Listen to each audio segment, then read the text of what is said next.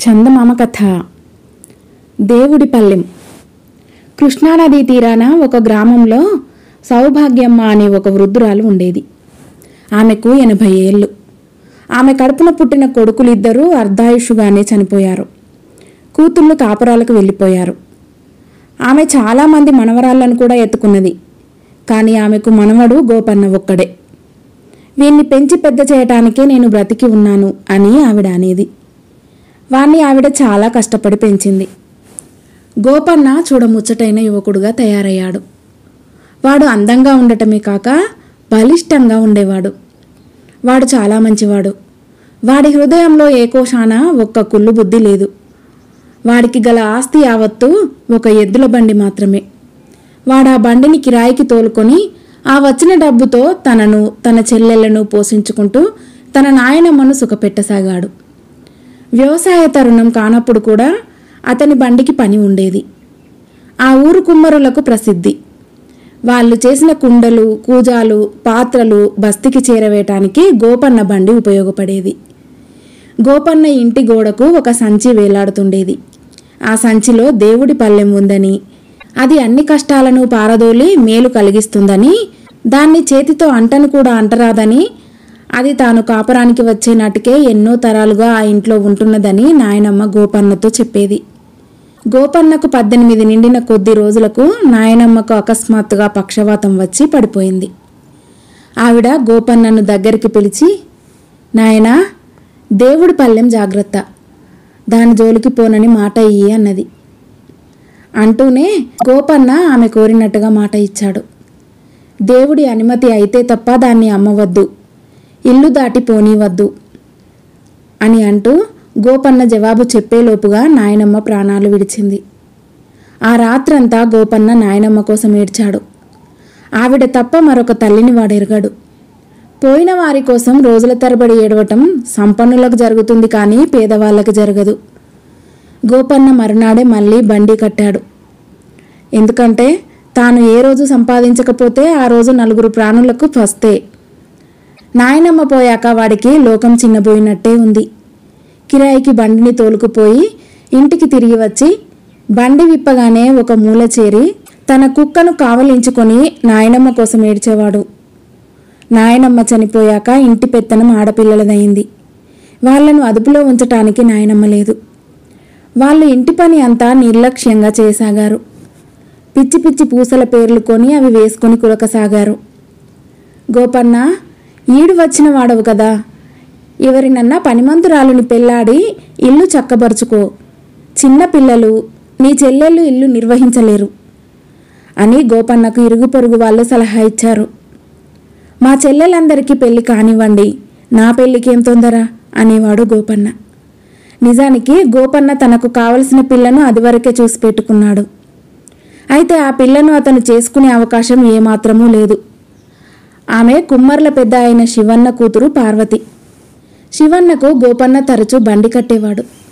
అందుచేత పార్వతి బాగా ఎరిగిన పిల్లే.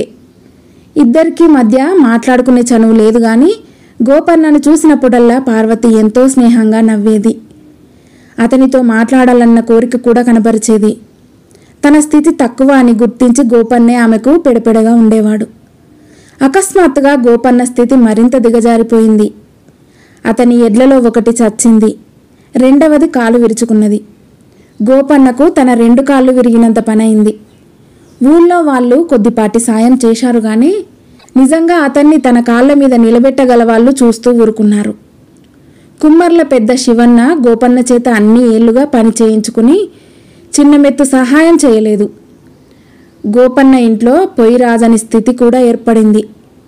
ఒకనాటి ఉదయం గోపన్న ఏమి చేయటానికి తోచక ఇంట్లో కూర్చుని ఉండగా ఎవరో వ్యాపారస్తుడు వచ్చి, అబ్బాయి, మీ ఇంట్లో ఒక పాత పల్లెం ఉన్నదట, చూడవచ్చునా అని అడిగాడు. గోపన్న గోడకు వేలాడే సంచి చూపాడు. ఆ పెద్ద మనిషి సంచిని తీయబోయేసరికి గోపన్న, దాన్ని ముట్టుకోకండి, మేము తాకను కూడా తాకం అన్నాడు. వ్యాపారి ఆశ్చర్యంతో, తాకకపోవటం ఏమిటి, దాన్ని నేను 5 రూపాయలకు కొనుక్కుందామని ఇంత దూరం వచ్చాను అన్నాడు. అది అమ్మేది కాదు అన్నాడు గోపన్న తాపీగా. గోడకు వేళ్లాడి ఏమి ఉద్ధరిస్తుంది, ఆఖరు మాట 10 రూపాయలు ఇస్తాను, నష్టమైతే అయింది అన్నాడు వ్యాపారి.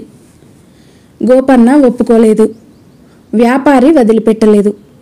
50 రూపాయల దాకా ఆశ పెట్టాడు. గోపన్నకు శరీరం అంతా గగుర్పొడిచింది. ఆ డబ్బుతో ఇంకొక ఎద్దును కొని బండి తోలుకోవచ్చు. అయినా నాయనమ్మ చెప్పిన మాటలు తలుచుకొని గోపన్న దేవుడి పళ్ళాన్ని అమ్మ నిరాకరించాడు. రుసరుసలాడుతూ వ్యాపారి వెళ్ళిపోయాడు. గోపన్న ఇంట ఉన్న ఆ దేవుడి పళ్ళెం రుద్రమదేవి కాలం నాటిది. అది మేలిమి బంగారంతో చేసినది. ఓరుగల్లును తురకలు ముట్టడించిన కాలంలో ఆ పళ్ళెం అనేక చేతులు మారి గోపన్న తాత ముత్తాతల ఇల్లు చేరింది. వారు దానిని కాకతీయ రాజుల ఆస్తిగా భావించి ఎంతో భక్తితో మీదుగట్టి ఉంచారు. ఈ సంగతి ఎలాగో పుకారు రూపంలో బస్తీ దాకా వచ్చింది. ఆ పుకారు విని ఒక వ్యాపారస్తుడు గోపన్నకు బేరం పెట్టాడు. కానీ గోపన్న బేరం పడనివ్వలేదు.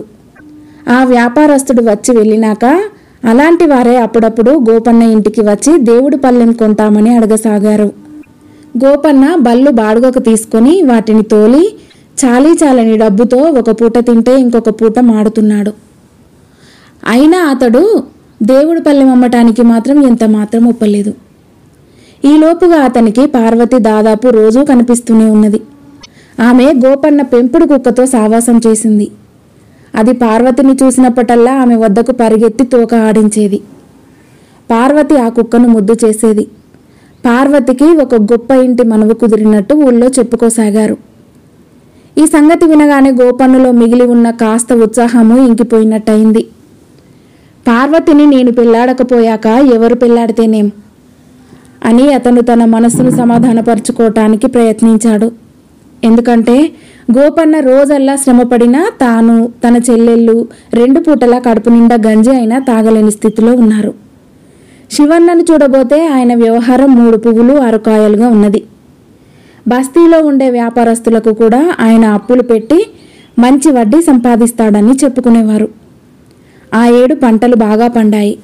పొలాలు ధాన్యలక్ష్మితో కలకలలాడాయి. కానీ గోపన్న ఇంటి పరిస్థితి కరువు పరిస్థితిగానే ఉంది. నాయనమ్మ చావుతో ఇంటికి అరిష్టం చుట్టుకున్నట్టయింది. అన్ని కష్టాలకు తోడుగా గోపన్న పెద్ద చెల్లెలు జబ్బుపడి మంచాన తీసుకున్నది. గోపన్న ఇంటి పని కూడా చూడవలసి వచ్చింది. ఈ కష్టాలను దేవుడి పళ్ళెం ఎందుకు నివారించలేదో అనుకున్నాడు గోపన్న. ఒకనాడు శివన్న గోపన్నను బండి కట్టుకురమ్మన్నాడు. అతను ఆ రోజు బస్తీకి చాలా మట్టి పాత్రలు చేర్చవలసి ఉంది. ఆ పనితో పాటు గోపన్నకు ఇంకొక పని కూడా తగిలింది. శివన్న గోపన్న చేతికి 1 రూపాయల సంచి ఇచ్చి, ఈ డబ్బును బస్తీలో ఫలాని వర్తకునికి ఇచ్చి సొమ్ము ముట్టినట్టు అతడి దగ్గర నుంచి రసీదు పట్టుకురా, నువ్వు నమ్మకస్తుడివి గనక ఈ పని నీకే ఒప్పగిస్తున్నాను అన్నాడు. తనపై శివన్నకు ఈపాటి నమ్మకం ఉన్నందుకు గోపన్న చాలా సంతోషించి బండి నిండా కుండలు పేర్చుకుని తన కుక్కతో సహా బస్తీకి బయలుదేరాడు. అతను కుండలివ్వవలసిన వారికి కుండలు ఇచ్చేసి బండి తోలుకొని వర్తకుడి ఇంటికి వెళ్ళేసరికి మధ్యాహ్నమైంది. గోపన్న బండి నుంచి ఎద్దులను విప్పి వాటికి తన కుక్కను కాపలా పెట్టి వర్తకుడి ఇంటి లోపలికి వెళ్ళాడు. వర్తకుడు ఆ పని ఈ పని చూసుకుంటున్నందువల్ల డబ్బు తీసుకుని రసీదు ఇవ్వటం కాస్త ఆలస్యమైంది. గోపన్న మళ్ళీ బయటికి వచ్చి చూసేసరికి కుక్క లేదు. బండి ఎద్దులు కూడా లేవు. వీధిలో కుక్కలను పట్టుకుపోతారు, ఈ బస్తీ సంగతి నీకు తెలియదా అని వీధిలో వాళ్ళు చెప్పారు. గోపన్నకు మిన్ను విరిగి మీద పడ్డట్టయింది. నా బండి ఎద్దులు ఏమయ్యాయి అని అతడు అడిగాడు. ఇంతకు మునిపే ఎవరో పట్టుకుపోయారు అని వీధిలో వాళ్ళన్నారు.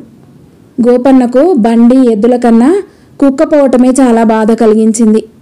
దాన్ని ఎక్కడికి తీసుకుపోయారో తెలుసుకొని అక్కడికి పరిగెత్తాడు. అది ఒక కచేరీ. అక్కడి వాళ్లను గోపన్న బతిమాలుకుంటూ తన కుక్కను తనకు తిరిగి ఇమ్మన్నాడు. అది నీ కుక్క, 5 రూపాయలు చెల్లించి దాన్ని తీసుకుపో. కుక్కను విడిపించటానికి 2 రూపాయలు, పట్టుకున్న వాణ్ణి అది కరిచినందుకు 3 రూపాయలు జరిమానా అన్నారు అధికారులు. వేసవి ఎండ నెత్తి మార్చుతున్నది. పొద్దున గోపన్న లేచి పచ్చి మంచినీళ్లు కూడా తాగలేదు. అయినా అతడు తన గ్రామానికి పరిగెత్తుకు వెళ్ళి శివన్న ఇల్లు చేరి, శివన్న బాబు మీరే రక్షించాలి అని ఆర్ధనాదం చేశాడు. గోపన్న డబ్బు సంచి పారేసి ఉంటాడని శివన్న కంగారు పడి గోపన్నను తిట్టసాగాడు.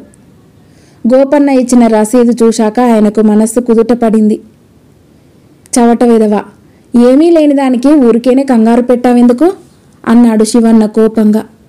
బాబు, నా కుక్కను పట్టుకున్నారు, 5 రూపాయలు ఇప్పించండి. సాయంకాలంలోగా సొమ్ము చెల్లించకపోతే ఈ రాత్రికి నా కుక్క నిష్కారణంగా చచ్చిపోతుంది. మీ రుణం ఏదో విధంగా తీర్చుకుంటాను అని గోపన్న కళ్ళనీళ్ల పర్యంతమై బ్రతిమాలాడు. నీ విధవ కుక్క కోసం పారేయటానికి నా దగ్గర డబ్బు లేదు. అది కాకపోతే ఇంకో కుక్కను పెంచుకో అన్నాడు శివన్న. గోపన్న తూలుతూ బయటికి వచ్చాడు.